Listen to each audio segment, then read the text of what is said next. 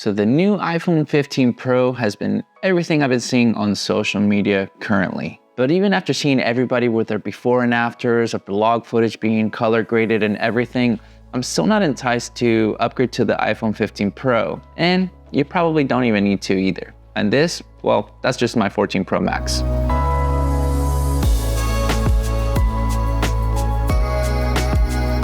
Every year, Apple claims that they brought their best iPhone out here. Is iPhone 12 Pro, the largest display we've ever shipped in an iPhone. iPhone 13 Pro, these are the best iPhones we've ever created. iPhone 14 Pro and iPhone 14 Pro Max, the best iPhones we've ever created. And iPhone 15 Pro, these are the best and most capable iPhones we've ever made.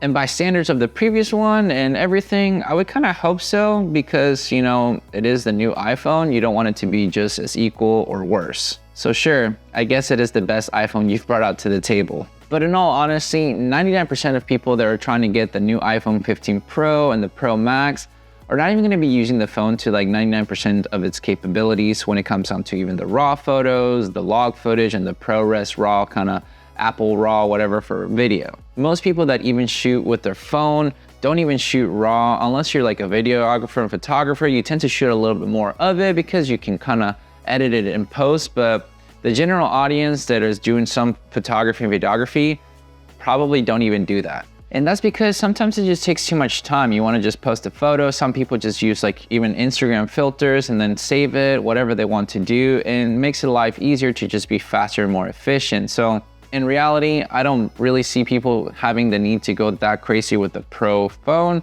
That's one of the reasons, like myself, that I just don't really see the need to upgrade into that one. See, the log footage that I've seen on the video spectrum of the world of the iPhone, it looks great and looks awesome, but the file sizes are no joke. You're gonna need an external either SSD kind of hard drive or figure out a way to have extra storage in the memory so that you're able to, well, shoot the ProRes log and have good quality video that most people are not even gonna be using. Most of the creators that I've seen showcasing it say that it's great and everything, but in reality, it's also such a big amount of files that they don't see themselves shooting that often with it anyway. Because even using the phone to its extremities like you would want to with like an iPhone and everything like that, you essentially would be overheating the phone because apparently that's a thing. If you're doing too much and too high quality of things, the phone tends to overheat that people can't even hold on to it. Some people say that it even overheats with just plugging it in and a lot of manufacturing issues that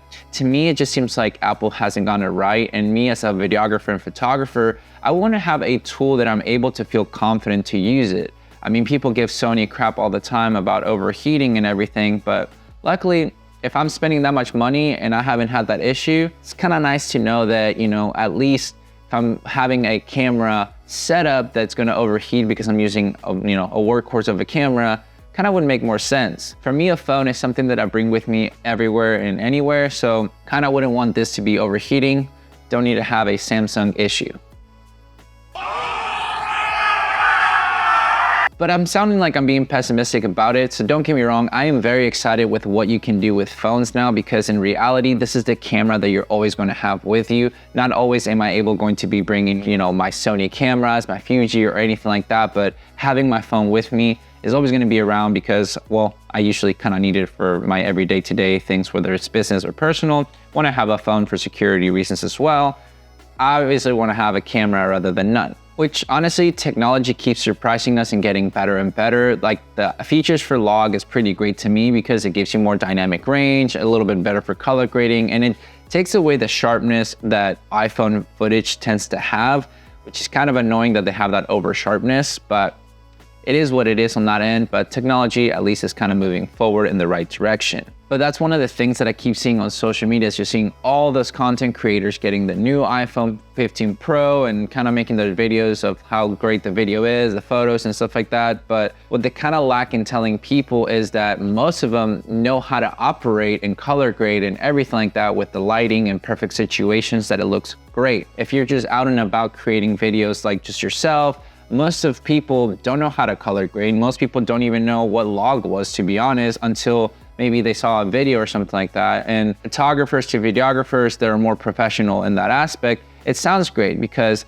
they need to have that new and bestest thing to talk about because it helps them grow their channel. And I myself, I'm kind of guilty of it because you have to do that. That's just you know, keeping up with the trends as well as what's out there for the society to know, because that's what they're looking for anyway. And they're trying to figure out what would be a good investment for themselves. So by all means, no hate on that aspect. All the content creators that have used it, I've enjoyed their video. I've enjoyed seeing it. I've enjoyed seeing how the before and afters.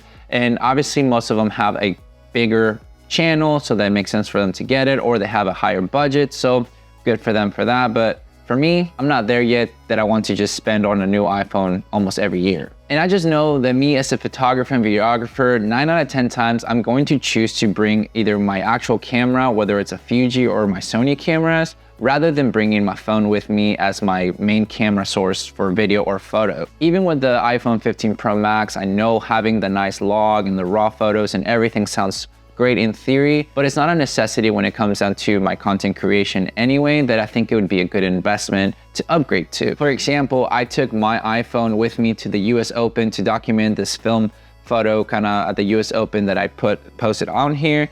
And because of lack of information of letting me know that you can bring your actual camera setups, even though talking to everybody and everything, I wasn't able to bring my camera because that's what I thought you couldn't do. So I brought my phone only to capture videos and some photos and things of that day that, to be honest, it did more than enough. I thought it was great footage. I thought it was great, you know, quality of everything using the cinematic mode of my iPhone. And you can also use like third-party apps when it comes down to that, which obviously was it the most cinematic piece that I could have had out there? Well, not really, but it did the job that I needed to without having to, you know, get the latest and greatest now. And the cool thing is, like I was saying, the third-party apps, you got Filmic Pro, you got the Moment app where you can shoot flat profile, log profile, and having that, you know, flat look and then be able to color grade it after so that it looks just nicer and everything. So you're not that far off because it still lets you shoot 10-bit and kind of like the ProRes RAW that it shows you with the settings and everything. So at least it's something rather than having to get a new phone every single time. Which there's been at times where I had to use my phone and I used a flat profile to be able to use it for like kind of like a C cam before I got other cameras, just to be able to showcase what was going on. And it did the job just perfectly fine that I don't think people notice it that badly. So I'm sure the iPhone 15 Pro and the Pro Max are really great. They have the new lenses, the features and everything. So I won't take that away from it. It's a great phone in reality for what it's coming out to, but I don't feel the need to upgrade still. I just know that most photographers and videographers don't need to upgrade to it.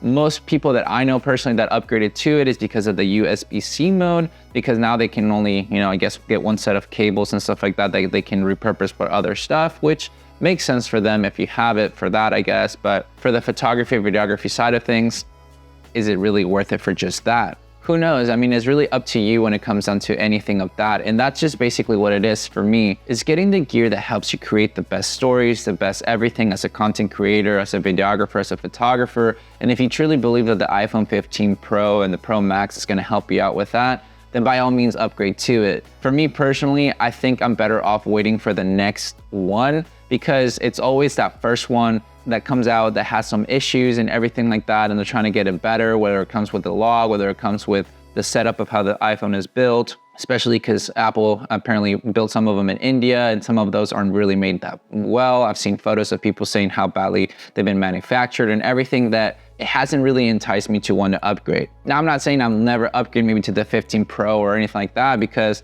if something happens to my phone and I have to go buy a new one, I'm probably not gonna get the same one again, because they're probably gonna have some incentive for me to get the 15 Pro or the Pro Max anyway. So that's when I would have to upgrade, but it's not really because I'm just going to upgrade, if that makes sense. But let's just wrap up with a couple questions for you guys. Are you planning to get the iPhone 15 Pro or the Pro Max, or are you planning to just skip it and wait for the next one? Is it really enticing for you or not? I would love to know your thoughts when it comes down to the new iPhone as a content creator. Do you think it's really revolutionary, or can you get by with just like an iPhone 14 Pro Max or anything like that? Or what do you use for your phone kind of content creation? We'd love to know your thoughts on that. Leave it down below and let's have a nice little discussion. But with all that said and done, guys, thank you so much for watching this video. Make sure to like and subscribe, share this video with a friend. I'll catch you guys in the next one.